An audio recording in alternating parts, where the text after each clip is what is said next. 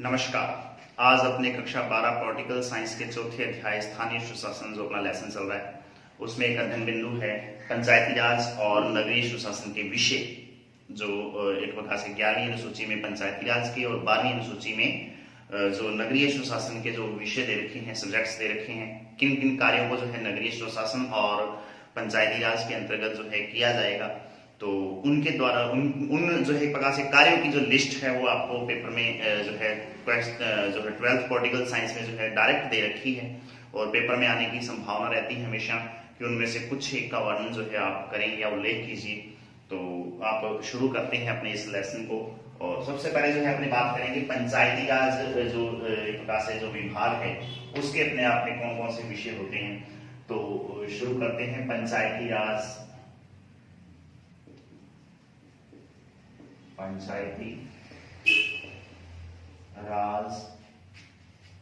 के विषय, इनके बारे में जो अपने चर्चा करते हैं।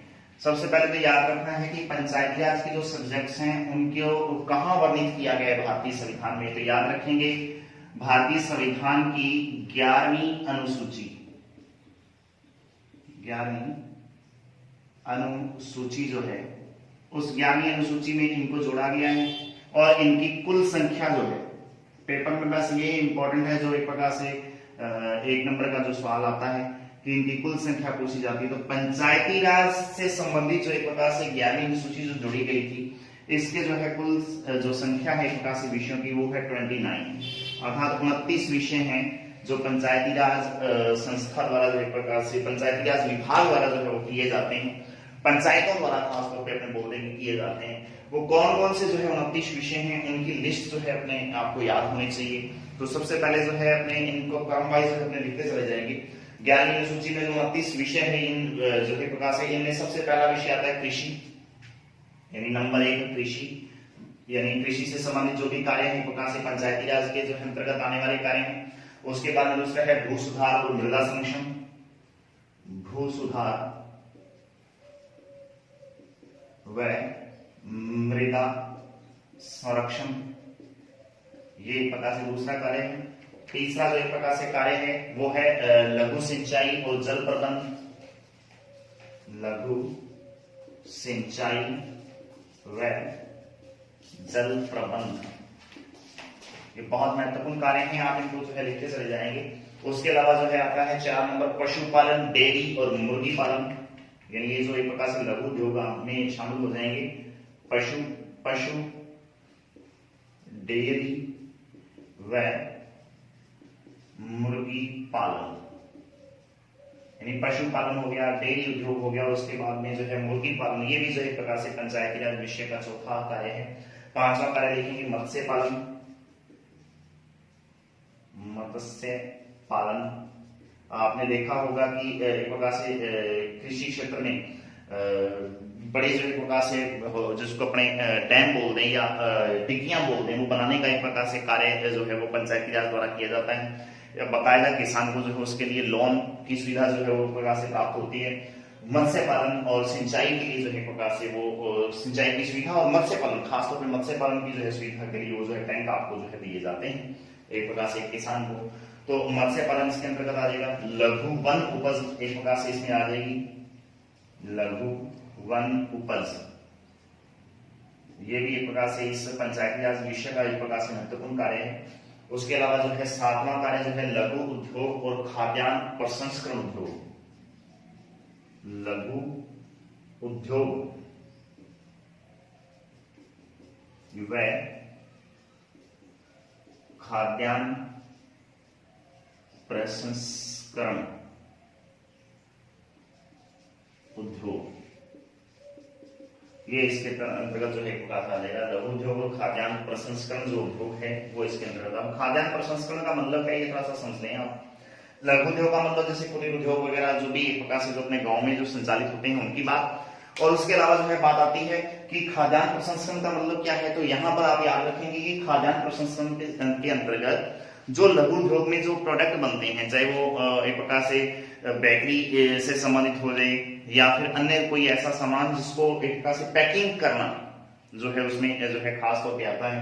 तो उन खाद्यान्नों की एक प्रकार से पैकिंग करना, जैसे बहुत सारे जो है गाँव में या हम लोगों ने देखा होगा कि एक प्रकार से कुछ गाँव में खाने पीने का सामान जैसे बनता है, जैसे बिस्किट वगैरह है या ब्रेड हैं और बहुत सारे ऐसे सामान जो खाद्यान्न से संबंधित जो कार्य हैं, उनको जो एक प्रकार से क्या किया जाता है, प्रसंस्करण करना, मतलब उनको एक प्रकार से उनकी पैकिंग करने से संबंधित जो कार्य है वो भी एक प्रकार से पंचायती राज जो विभाग द्वारा एक प्रकार से एक कुटीर उद्योग के तहत जो है या लघु उद्योग के तहत उसको जो है एक प्रकार से जारी किया जाता है राज्य सरकार पंचायती राज विभाग द्वारा। उसके अलावा जो है बात आती है 8वां कार्य जो है वो पुस्तकालय से संबंधित है, यानी पुस्तकालय वाचनालय जो होते हैं, तो पुस्तकालय द्वारा की जो का निर्माण करना। सार्वजनिक पुस्तकालय होता है, ये सरकारी स्कूलों में तो देखा है हम लोगों ने, होता ही है। उसके अलावा जो एक प्रकार से पंचायत द्वारा जो एक प्रकार से पुस्तकालय की जो है शुरुआत की जाती है और उसका जो है पुस्तकालय खोले जाते हैं जहां पर बच्चे जो है एक प्रकार से उन किताबों को जो है लेकर वहां पढ़ सकें, ऐसी व्यवस्था भी जो है पंचायती राज विभाग द्वारा जो है वो की जाती है। ये 8वां महत्वपूर्ण कार्य है। अगली बात है प्राथमिक और माध्यमिक शिक्षा। 9 नंबर जो कार्य है वही है कि प्राथमिक व माध्यमिक शिक्षा की जो व्यवस्था है वो भी अपने आप में पंचायती राज द्वारा की जाती है। आप लोगों को पता होगा जो थर्ड ग्रेड की जो भर्ती होती है टीचर्स की, जिसमें फर्स्ट लेवल और सेकंड लेवल जैसे अपने रीट में आप लोगों ने शायद देखा हो, तो उस तरीके की जो एक प्रकार से जो शिक्षा है, जो शिक्षा से संबंधित जो प्रावधान है वो अपने आप में प्राथमिक शिक्षा के अंतर्गत आते हैं और वो सारे के सारे पंचायती राज विभाग द्वारा जो है उस भर्ती को क्लियर किया जाता है। यानी पंचायती राज विभाग ही उस भर्ती को निकालेगा और उस पर जो है ज्वाइनिंग वगैरह जो है वो पंचायती राज विभाग द्वारा जो एक प्रकार से दी जाती है। तो ये जो है जो प्राथमिक और माध्यमिक शिक्षा का वर्णन जो है वो भी अपने आप में पंचायती राज विभाग द्वारा जो एक प्रकार से 9वें विषय के तौर पर जो है किया जाता है। इसके अलावा 10वां आता है प्रौढ़ शिक्षा, बहुत महत्वपूर्ण है ये भी। 10वां जो है एक प्रकार से क्या है जी, प्रौढ़ शिक्षा से संबंधित जो है कार्य हैं वो अपने आप में इसके अंतर्गत आ जाएंगे। तो प्रौढ़ शिक्षा को बढ़ावा देना और जो एक प्रकार से कम पढ़े लिखे लोग जो हैं उनको एक प्रकार से पढ़ाना, वो इस प्रौढ़ शिक्षा के अंतर्गत आ जाएगा। तो वो भी कार्य जो एक प्रकार से पंचायती राज द्वारा किए जाते हैं। इसके अलावा जो है बात आती है तकनीकी शिक्षा। 11वां जो कार्य है अपना, तो वो कौन सा है जी, तकनीकी शिक्षा की व्यवस्था करना। ये भी एक प्रकार से पंचायती राज विभाग द्वारा जो किया जाने वाला कार्य है। 12वें कार्य की बात करें तो आप देखेंगे इसमें जो है देखेंगे कि मेलों का आयोजन आप लोगों ने बहुत सारे गांवों में देखा होगा कि खास तौर पे जो है मंदिरों में या अन्य जो एक प्रकार से जगहों पर मेले आयोजित किए जाते हैं, चाहे वो खेल मेले से संबंधित हो या फिर वैसे कोई सांस्कृतिक मेला जैसे अपने गाँव में जो है मंदिरों में या कहीं भी एक प्रकार से किसी सार्वजनिक जगह पे लगते हैं। उस तरीके के मेलों का आयोजन करना भी अपने आप में पंचायती राज विभाग द्वारा जो है महत्वपूर्ण कार्य के अंतर्गत शामिल है। इसके अलावा जो है 13वां कार्य है सांस्कृतिक गतिविधियां जो है संचालित करना। सांस्कृतिक गतिविधियां, ये भी एक प्रकार से इसके अंतर्गत आने वाला एक महत्वपूर्ण कार्य है। सांस्कृतिक गतिविधियां अर्थात एक प्रकार से जो भी सांस्कृतिक जो एक प्रकार से मेले हैं उन्हीं को एक प्रकार से थोड़ा सा आगे जो है विस्तृत कर दिया गया है। यहाँ पे सांस्कृतिक गतिविधियों में जैसे एक प्रकार से किसी खास पहनावे को लेकर एक प्रकार से कंपटीशन करवाना पंचायतों के अंतर्गत, या किसी एक प्रकार से खास पकवान जो अपने स्थानीय विशेष का होता है, किसी स्थान विशेष का, उस पकवानों को एक प्रकार से लेकर एक प्रकार से कंपटीशन करवाना, कोई क्विज प्रतियोगिताएं जिसको अपने बोल देंगे वो करवाना, ये सारी की सारी सांस्कृतिक गतिविधियों के अंतर्गत आएंगी। उनको जो है संचालित करने का कार्य भी पंचायती राज का होता है। इसके अलावा 14वां कार्य है स्वास्थ्य सफाई और अस्पताल की व्यवस्था करना। 14वां कार्य जो है स्वास्थ्य, उसके अलावा जो है क्या है जी, स्वास्थ्य सफाई और अस्पताल, इन सब की व्यवस्था करना जो है अपने आप में इसके अंतर्गत आ जाएगा। तो भी इसके द्वारा किया जाता है पंचायती राज विभाग द्वारा। सामुदायिक संपदा का संरक्षण करना, ये भी एक प्रकार से महत्वपूर्ण कार्य है। सामुदायिक संपदा या संपत्ति, संपदा संरक्षण, जैसे सरकारी स्कूल हो गए, पंचायत एक प्रकार से घर हो गया, पटवार घर अपने गाँव में होते हैं, या गाँव के अंदर जो एक प्रकार से मधुकर ग्रामीण बैंक है, एक प्रकार से सामुदायिक स्वास्थ्य केंद्र है, अन्य जो भी एक प्रकार से जो सामुदायिक जो संपत्ति है, एक प्रकार से सार्वजनिक संपत्ति, उसकी सुरक्षा करना, उनका संरक्षण करना एक प्रकार से पंचायती राज विभाग का कार्य होता है। अगली बात आती है सार्वजनिक वितरण प्रणाली, पीडीएफ प्रणाली जिसको अपने बोलते हैं आम भाषा में, सार्वजनिक वितरण प्रणाली।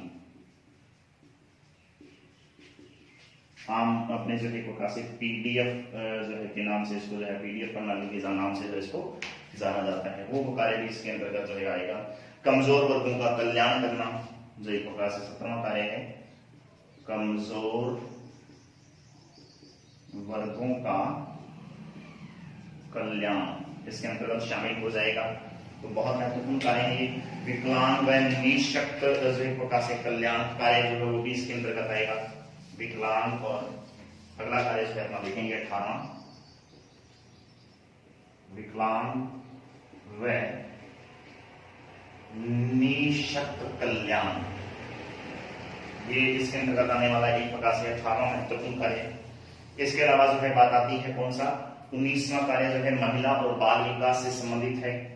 19वां है महिला व बाल विकास, ये 19वें कार्य के तौर पे पंचायती राज का मुख्य कार्य। फिर 20वां है परिवार कल्याण, परिवार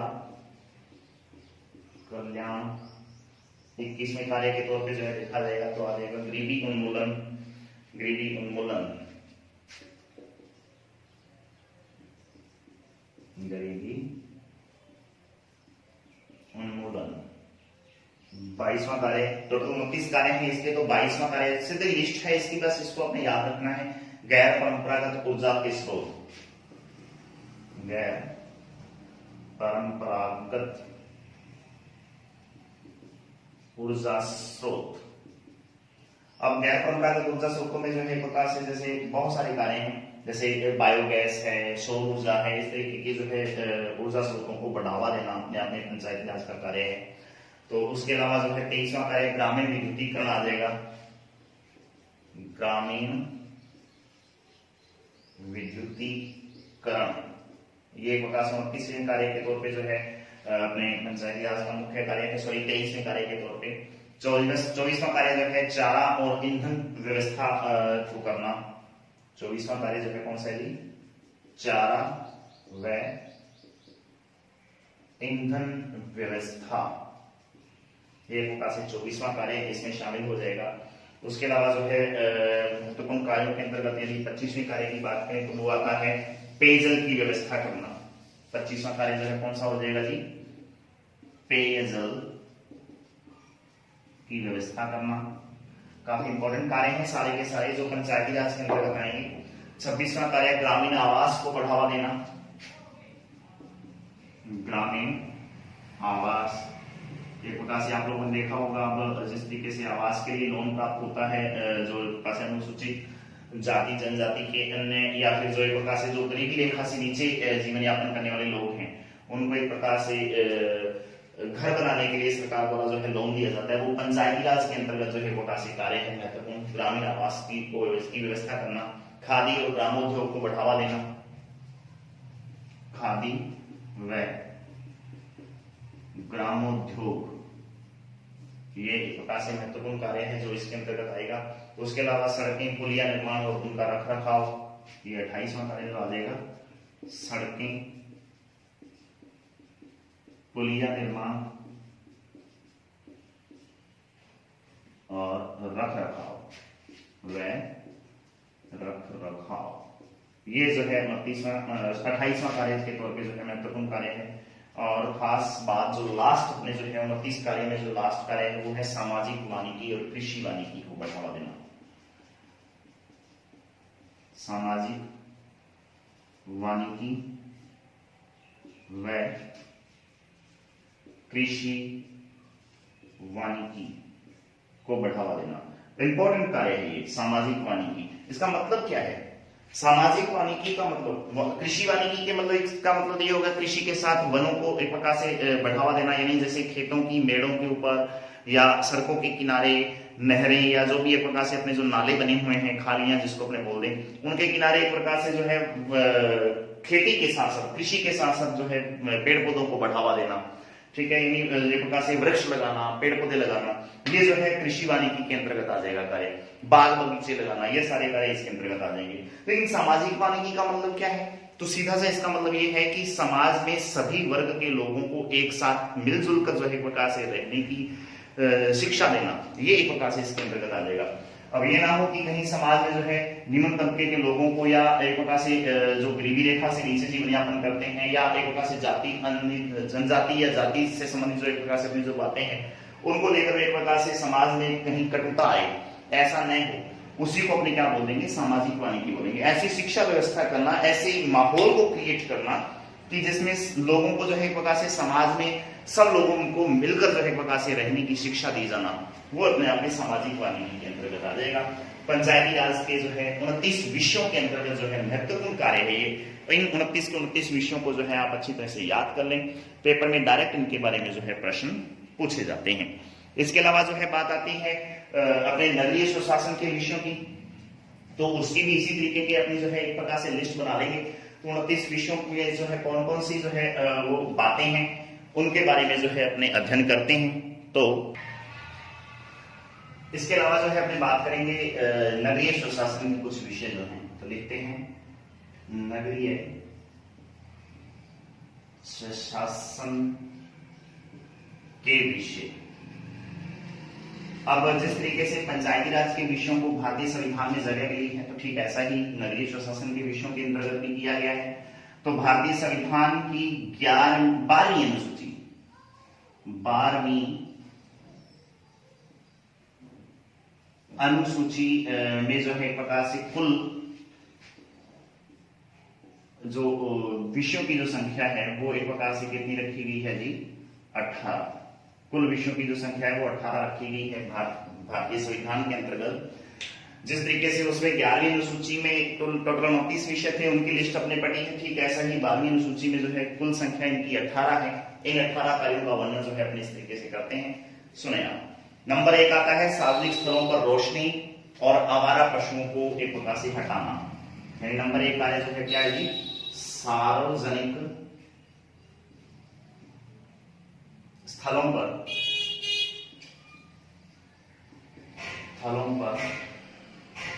रोशनी व आवारा पशुओं को हटाना, ये एक प्रकार से मुख्य कार्य के तौर पे जो है पहला कार्य है इस नगरीय सुशासन का। इसी तरीके से दूसरा है सफाई तथा स्वच्छता को ध्यान में रखना, सफाई व स्वच्छता। तीसरा जो है कार्य जो है आ जाएगा कौन सा? सार्वजनिक भूमि से अतिक्रमण को हटाना, यानी सार्वजनिक भूमि से अतिक्रमण। अतिक्रमण का मतलब क्या है तो पता ही है आपको, अतिक्रमण हटाना, यानी जो भी एक प्रकार से सार्वजनिक जगह पर जिन लोगों ने अपना कुछ भी चाहे दुकानें हैं चाहे अन्य अपने कोई एक प्रकार से निजी जो है मकान बना लिए हैं, उन अतिक्रमणों को एक प्रकार से हटा देना एक प्रकार से इसका मुख्य कार्य आ जाएगा जी नगरीय सुशासन के अंतर्गत। उसके अलावा जो है बात आती है अतिवृष्टि या अनावृष्टि से संबंधित जो है प्रकार से उपाय करना। अतिवृष्टि का मतलब हो गया जी एक प्रकार से बहुत अधिक बरसात होना, जैसे अब एक प्रकार से मौसम है बरसात का। अतिवृष्टि व अनावृष्टि मतलब बरसात बिल्कुल नहीं होना के समय उपाय, जैसे मान लो बरसात तो बहुत ज्यादा हो गई और बाढ़ आ गई हो शहरों में, तो उस तरीके की स्थिति को जिससे निपटने के लिए प्रकार से प्रयास करना। और उसके अलावा यदि मान लो बरसात बिल्कुल भी नहीं हो और पेयजल की समस्या और अन्य जो समस्याएं जल से संबंधित हो जाए, तब जो है उनके उपाय करना अपने आप में सरकार का यानी जो नगरीय सुशासन का कार्य होता है। 5वां कार्य महामारी रोकने हेतु उपाय करना, जो भी महामारी आती है उसको रोकने के लिए उपाय, जैसे अब वर्तमान में कोरोना की जो समस्या लगातार चल रही है और बड़ी एक प्रकार से भयंकर समस्या पूरे विश्व के लिए के सामने आई है, तो उस तरीके की जो समस्याओं से निपटने के लिए नगरीय सुशासन द्वारा जो है बहुत सारे जो है प्रयास किए जाते हैं। जैसा शहरों में एक प्रकार से लॉकडाउन की स्थिति को बरकरार रखना, कर्फ्यू लगाना या अन्य बहुत सारे कार्य जहां एक प्रकार से जिस क्षेत्र में इस तरीके की समस्याएं पैदा हुई तो उस क्षेत्र को सीज करना, उसके लिए बहुत सारे प्रबंधन करना, ये सारे के सारे जो एक प्रकार से इसके अंतर्गत कार्य आ जाएंगे। तो सीधी सी बात है, पांचवें कार्य के अंतर्गत बहुत महत्वपूर्ण है महामारी रोकने हेतु उपाय करना। महामारी रोकने हेतु उपाय, ये एक प्रकार से पांचवें कार्य के तौर पे जो है महत्वपूर्ण कार्य है। उसके अलावा छठा कार्य है सार्वजनिक भवनों हेतु भू उपलब्धता। सार्वजनिक भवनों हेतु भू उपलब्धता, मतलब ये है कि सार्वजनिक जो स्थल है उनको या सार्वजनिक भवन है उनको बनाने के लिए कुछ ऐसा स्थान जो है प्रकार से भू आवंटन करना, ताकि एक प्रकार से उसकी एक अच्छे जो है भवन का निर्माण वहां पे किया जा सके। कमजोर वर्गों को स्वरोजगार देना, सातवां कार्य जो है ये हो जाएगा कमजोर वर्गों को स्वरोजगार, ये महत्वपूर्ण कार्य है। उसके अलावा आठवां एक महत्वपूर्ण कार्य जो इसका आ जाएगा विश्राम गृहों व अनाथालयों का जो एक प्रकार से निर्माण करना। अनाथालय या विश्राम गृह, तो आपने जैसे देखा होगा बस अड्डों के किनारे या रेलवे स्टेशन के किनारे जो है विश्राम गृह जो बने होते हैं, विश्राम गृहों व अनाथालयों का निर्माण, ये प्रकार से आठवां महत्वपूर्ण कार्य है। इसके अलावा जो है नौवीं कार्य की बात करें तो वो हो जाएगा मनोरंजन हेतु मेले आयोजित करना। मनोरंजन हेतु मेले आयोजित करना, ये प्रकार से नौवां महत्वपूर्ण कार्य है पंचायत नगरीय शासन का। 10वां कार्य जो है आता है बेघर को आवास देना। बेघर, बेघर मतलब जिनके पास घर नहीं है, ऐसे बेघर जो एक प्रकार से लोगों के लिए को आवास देने की जो व्यवस्था है वो एक प्रकार से नगरीय प्रशासन के अंतर्गत आने वाला महत्वपूर्ण कार्य है। 11वां कार्य जो है पुस्तकालय और वाचनालयों का निर्माण करना। जिस तरीके से पंचायती राज के अंतर्गत आता है ठीक उसी प्रकार से पुस्तकालय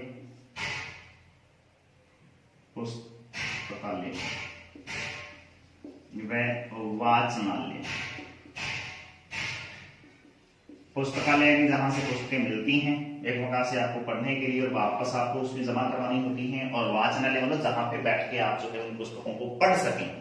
तो ऐसे जो है प्रकार से पुस्तकालय और वाचनालयों का निर्माण करना।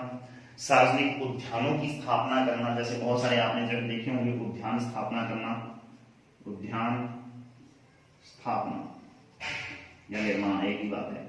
उद्यानों का निर्माण करना जो इसके अंतर्गत आ जाएगा। जैसे शहरों में हम लोग देखते हैं कि बड़े बड़े पार्क जो एक प्रकार से बने होते हैं, हर एक शहर में एक प्रकार से ये देखने को मिलता है। 13वां कार्य जो है मार्ग नामकरण व मकान नंबर आवंटित करना। मार्गों का निर्माण जो एक प्रकार से मार्ग नामकरण व मकान नंबर आवंटन। शहरों के अंदर जो है आपको गली मोहल्ले का नाम प्लस आपको उसका मकान नंबर बताना पड़ेगा, तब आपको जो है किसी व्यक्ति का एड्रेस मिल सकता है। तो ऐसी व्यवस्था करना अपने आप में जो है नगरीय प्रशासन के अंतर्गत आने वाला महत्वपूर्ण कार्य है। नगरों के अंदर हम देखते हैं कि मार्गों के अलग अलग नाम रखे हुए हैं, जो चौराहे हैं उन चौराहों के नाम अलग अलग रखे गए हैं, इस तरीके से जो है व्यवस्था करना। उसके अलावा जो है बात आती है 14वां कार्य जर्जर भवनों को गिरा देना, यानी जो एक प्रकार से पुराने हो चुके हैं, जर्जर भवन हो चुके हैं, जिनसे एक प्रकार से जानमाल का खतरा एक प्रकार से मंडराता है, ऐसे जर्जर भवनों को गिराना, ये एक प्रकार से महत्वपूर्ण कार्य के अंतर्गत आने वाला जो है कार्य है, जो नगरीय शासन के अंतर्गत जो है वो किया जाता है। इसके अलावा जो है बात आती है तो कौन सी हैं, तो उनके बारे में अपने बात करते हैं आगे। आप याद रखेंगे शहरों में हम लोग देखते हैं कि अलग अलग जगहों को शौचालय जिसको सुलभ कॉम्प्लेक्स के नाम से जानते हैं, उनको जो है निर्माण करना उनका, ये भी एक प्रकार से नगरीय शासन के अंतर्गत आने वाला महत्वपूर्ण कार्य है। तो याद रखेंगे सार्वजनिक शौचालयों का निर्माण। 15वां कार्य है सार्वजनिक शौचालय। का निर्माण, ये 15वां कार्य। उसके अलावा जो है 16वें कार्य की यदि बात करें तो वो हो जाएगा कब्रिस्तान और शमशान भूमि का निर्माण, कब्रिस्तान व शमशान भूमि को जो एक प्रकार से उसको सुधारना, उसका निर्माण करना, ये सारे जो कार्य है एक प्रकार से इसके अंतर्गत आ जाएंगे। 17वां कार्य जो करेगा भूकंप से बचाव हेतु उपाय करना, भूकंप से बचाव हेतु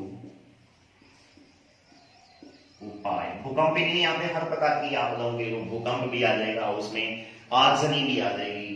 इसके अलावा जो है बाढ़ आना, हालांकि बाढ़ से संबंधित जो अपने पहले भी जो प्रकार से अनावृष्टि और अतिवृष्टि के अंतर्गत पढ़ लिया है। इसके अलावा और भी बहुत सारे कार्य हैं जो अपने आप में प्राकृतिक आपदाओं से या मानव निर्मित आपदाओं से जो है की वजह से जो है दिक्कत आती है। उन सब जो है दिक्कतों के लिए, उन सब जो है समस्याओं के लिए जो है अपने आप में यहाँ पर क्या करना कि उनका उपाय करना कि कहीं कोई दिक्कत जो है न हो, तो ये ध्यान रखने वाली बात है।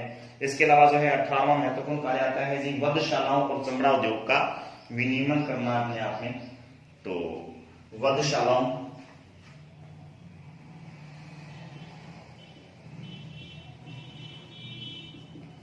व चमड़ा उद्योग का विनियमन करना, ये काफी महत्वपूर्ण कार्य है। जैसे बुचड़ खाने जिसको अपने बोलते हैं, उन बुचड़ खानों या फिर जो चमड़ा उद्योग से संबंधित जो कार्य हैं उनका विनियमन करना एक प्रकार से कि ये एक प्रकार जो है लिस्ट है इन 18 कार्यों की जो नगरीय सुशासन के अंतर्गत आने वाले महत्वपूर्ण विषय हैं।